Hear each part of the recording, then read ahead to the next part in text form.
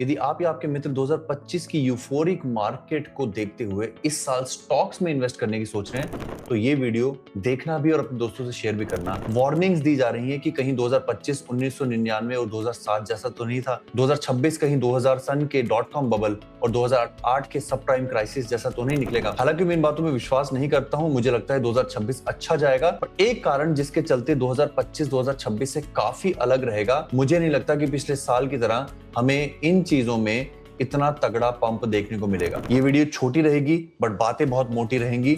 Value investing versus chasing euphoria, इसमें फर्क बताएंगे। 2025 जो है वो वैल्यू इन्वेस्टिंग के बारे में है। It is not about shining objects और कौन सी चीजें ओवरबॉट हैं, कौन सी चीजें ओवरसोल्ड है, ये सब मैं आपको इस वीडियो में सिखाऊंगा। बट फटाफट से, nothing in this video is financial advice. मैं रजिस्टर्ड फाइनेंशियल एडवाइजर नहीं हूं, मैं सिर्फ यहाँ पर आपको एजुकेशन, आंकड़े, डेटा और सिर्फ एंटरटेनमेंट के लिए हूं। मैं आपको इस वीडियो के बीच में एक $50 का गिव अवे सवाल पूछूंगा। अगर आप कमेंट करते हैं तो आप विनर बन सकते हैं बहुत ही जल्दी। तो दोस्तों, समय बर्बाद किए बिना सिल्वर ने 150%, गोल्ड ने 70%, FTSE इटली ने 31%, भारत के स्टॉक एक्सचेंज ने करीब करीब 10.5% और यूएस के स्टॉक मार्केट ने 16.5% के आसपास का पंप दिया। ये वो हिस्टोरिक साल है जिसमें every single traditional method of investing ने अच्छा रिटर्न दिया। एंड ऑब्वियसली क्रिप्टो करेंसीज के बेताज बादशाह बिटकॉइन ने -6-7% का रिटर्न दिया। ऑल्ट कॉइन्स के बारे में बात ना ही करें तो अच्छा है। आई एम श्योर आपका ध्यान इन आंकड़ों को देखकर इन्हीं सब चीजों में इन्वेस्ट करने का मन करता होगा, क्योंकि आप चेजिंग यूफोरिया वाले इन्वेस्टर हैं। आप वैल्यू इन्वेस्टिंग सीख जाएंगे तो पैसा बचाना पैसा बनाने से कहीं ज्यादा जरूरी है, ये सीख जाओगे। नुकसान नहीं खाओगे, भले प्रॉफिट थोड़ा कम हो। तो आपके उस मित्र को जो वैल्यू इन्वेस्टिंग सोच रहा है, ये गूगल शीट दे देना। ये शीट डिस्क्रिप्शन में और कमेंट में भी मैं आपको दे दूंगा। अगर आप शीट लिखोगे SHEET, मैं आपको बता दूंगा कि कौन सी कंपनियां वैल्यू इन्वेस्टिंग की तरफ बढ़ रही हैं और कौन सी ओवर प्राइस है। और उससे पहले हमेशा लॉन्ग टर्म एस्पेक्ट देखना चाहिए। यही स्टॉक्स और एसेट्स जो मैंने आपको बताई 2025 में अच्छा रिटर्न दी है। आप अगर थोड़ा सा लॉन्गर टाइम फ्रेम देखोगे तो बिटकॉइन, इनका बेताज बादशाह बिटकॉइन ने 3 साल के अंदर सबसे ज्यादा रिटर्न दिया है। निफ्टी 50 ने दूसरा हाईएस्ट रिटर्न दिया है। यहां आपने देखा था 2025 में निफ्टी 50 ने उतना अच्छा रिटर्न नहीं दिया था, पर पिछले 3 सालों में देखें तो निफ्टी 50 120%, ब्राजील का स्टॉक मार्केट 110%, जर्मनी 85%, जापान 80% और S&P 500 70% के साथ। चाइना और सिल्वर सबसे लोएस्ट परफॉर्मिंग थे, यानी कि 2025 के बेस्ट परफॉर्मर लास्ट 3 इयर्स के क्यूमुलेटिवली वर्स्ट परफॉर्मर थे। वहीं 5 साल की बात करें तो 5 साल में बिटकॉइन 1200%, निफ्टी 250%, एक्सेट्रा एक्सेट्रा। तो सवाल ये आएगा कि अभी हमें क्या खरीदना चाहिए। अगर हम स्टॉक मार्केट के बारे में बात करें तो यहाँ पर दोस्तों, अगर आप देखोगे, मैंने बड़ा अच्छा आपके लिए टूल बनाया है। यहाँ पर इंडियन स्टॉक मार्केट की टॉप कंपनीज हैं, उनका करंट प्राइस है, उनका प्राइस अर्निंग रेशियो है।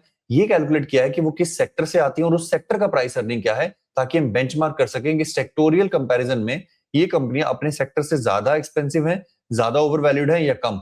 तो एटलीस्ट इस कॉलम को देखकर आप एक निगाह में निकाल पाएंगे कि कौन सी कंपनियां हैं जो अपने सेक्टर की पीई से कम है। For example, insurance sector India में 16.7 के मल्टीपल पर ट्रेड होता है, यानी कि प्राइस उसके अर्निंग पर शेयर से 16 गुना ज्यादा है। वहीं अगर हम LIC की बात करें तो LIC 10 मल्टीपल पर इस समय ट्रेड हो रहा है। तो यहाँ पर आप एक निगाह से देख सकते हो कि वो कंपनियां जहां पर हरा रंग है, यानी कि वो अपने इंडस्ट्री के मुकाबले अंडर वैल्यूड, यहाँ पर ऑरेंज या फिर पीला रंग है, वो कंपनियां अपने इंडस्ट्री के मुकाबले थोड़ी सी ज्यादा एक्सपेंसिव है। यहाँ पर हम एक टेक्निकल से कंक्लूजन नहीं करेंगे, हमें ये भी देखना है कि कौन सी कंपनियां अपने 52 वीक के नजदीक है। तो यहाँ पर जितना ज्यादा हरा होगा, इसका मतलब वो कंपनी अपने 52 वीक लो के नजदीक है। जैसे कि यहाँ पर ITC अपने 52 वीक लो पर ही ऑलमोस्ट बैठी हुई है। इस समय करंट मार्केट प्राइस 337 है और 52 वीक लो भी 337 है। इसका 52 वीक हाई 47 है। अगर हम ये कंपैरिजन देख लें ऐसी कंपनियों का जिनमें प्राइस अर्निंग सेक्टर के मुकाबले कम है, यानी कि वो हेल्दी वैल्यूड है और साथ साथ वो 52 वीक लो के नजदीक है, ये इसको हम कहेंगे वैल्यू इन्वेस्टिंग। यहाँ पर हम दूसरे टेक्निकल बेसिस पर भी अकेले डिसीजन नहीं लेंगे, हम चार्ट की तरफ जाकर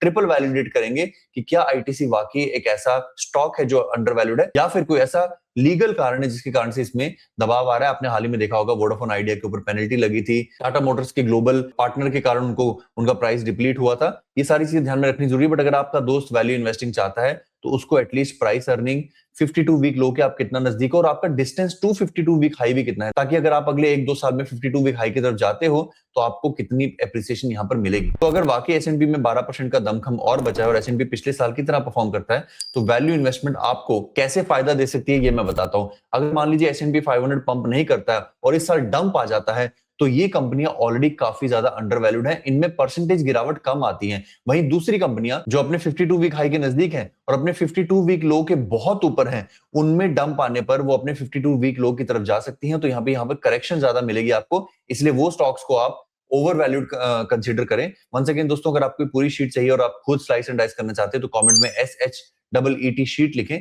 ताकि मैं आपको उसका लिंक प्रोवाइड कर दूंगा। And last but not the least guys, हमने Zervex प्लेटफॉर्म बनाया इसलिए ताकि हम आपको 50-30-15-5 का रूल मास्टर करवाएं। इस रूल के तहत हमने कई लोगों को क्रिप्टो में बहुत पैसा बना के दिया है, जहां पर 50% बिटकॉइन, 30% क्वालिटी ऑल्ट कॉइन्स, 15% कुछ भी और 5% की ट्रेडिंग रिस्क सिखाया था। यहां पर हम यही नुस्खा अपनी लाइफ में लगाने वाले हैं, जहां पर 50% हम कोर और फंडामेंटल स्टॉक्स को खरीदेंगे, 30% हम ग्रोथ चेजर्स को खरीदेंगे, जैसे एग्जांपल दे रखा है इथेरियम, एनवीडिया, इन्फोसिस एक्सेट्रा।